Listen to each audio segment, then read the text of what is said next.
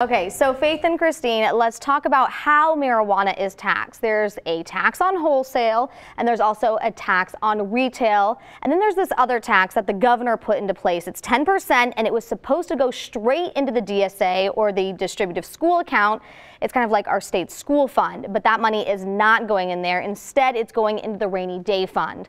Newly elected County Commissioner Tick Sagerblum estimates $110 million went into the rainy day fund from marijuana money.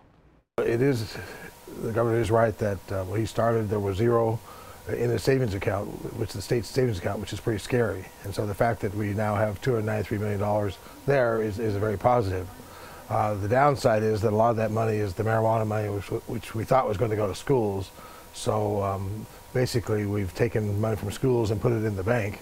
And now, from my perspective, what we have to do is we have to get it out of the bank and back to schools.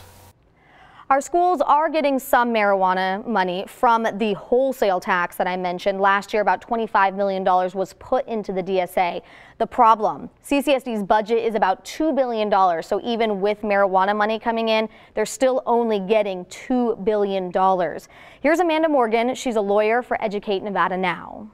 I think the reason a lot of taxpayers are really frustrated is because none of the money that's come in from marijuana has actually increased funding for schools. So let's say you have a $2 billion budget and you put in $50 million for marijuana. Well, that allows the state to say, oh, okay, we have this new money. Well, we're going to not put in $50 million from our state general fund. So even if we get all of the money out of the marijuana money out of the rainy day fund, the school's funding won't change. They'll still get what their budget is, not anything extra.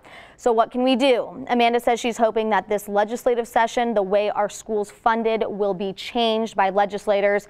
County Commissioner Sagerblum says he'd like to see a check handed off to the schools so they could do what they wanted with the money. In the studio, Cindy Lundeberg, Fox 5 News, local Las Vegas.